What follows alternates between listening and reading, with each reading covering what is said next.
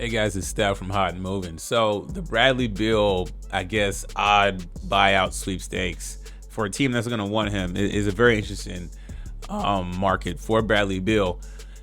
I mean, considering that he hasn't really played more than 60 games or about 60 games in the last 5 years, right? I mean, the back-to-back seasons he's played exactly 53 games. Okay. And I mean, look, when he's playing, he contributes. Okay, he did contribute a little bit. Okay, I mean, we averaged about 17 points this season. Okay, not bad. All right, 3-point shooting, he shoots about 38%, almost 39% from three. So, where does that put him, right? What team can actually use his services? Because look, as the Suns are working on a buyout, because Bradley Beal, remember, he didn't want to get traded during the trade deadline. He wanted to stay put. Now things are changing.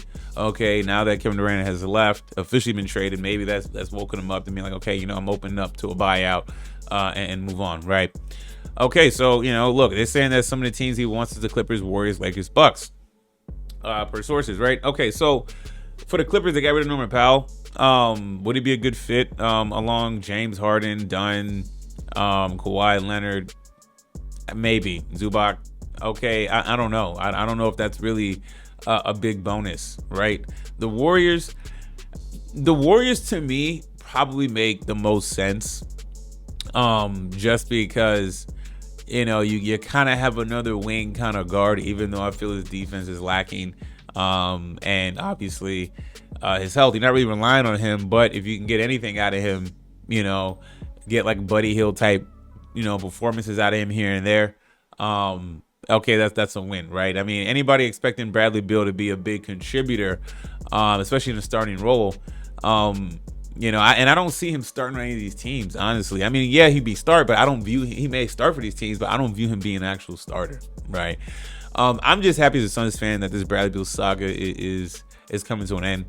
Okay, I think he's the last piece of the failed business contracts and bad trades that didn't work out at all. Bradley Beal for us has just been bad. You know what I'm saying? The last couple seasons, 53 games, 53 games in 2023, 2024. Okay, and then 2024, 25, 53 games. Okay, then the last time he played 60 games, I mentioned before, is back in 2021, right?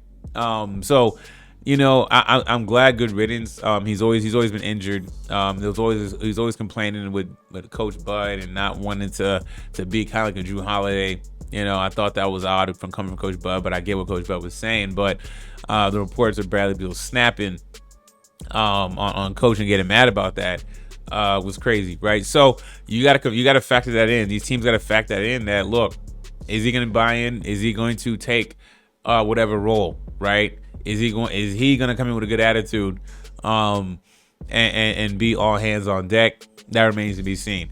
But in terms of the actual value that Bradley Beal can bring, yeah, I mean, nobody's gonna laugh at 17 points and shooting 38%, almost 39% from three. A lot of teams can use his services. A lot of teams that are in contention can use those services, but he got those numbers because really we didn't have much offense. It was really KD, Booker, and him, right? So he got to eat off some of those minutes when those guys aren't scoring. Okay, now he's gonna go to a team that's more competitive. Okay, well, there's gonna be a little more ball distribution, right? I definitely could see Bradley Beal going to a team averaging somewhere between 10 to 12 points. Okay, maybe his 3-point shooting could go up closer to 40 with limited touches, and maybe he could just be a catch and shoot three, right? And then maybe every now and then he can give you a Bradley Beal type of game where he gets you 25, 30 points selectively. You know what I'm saying?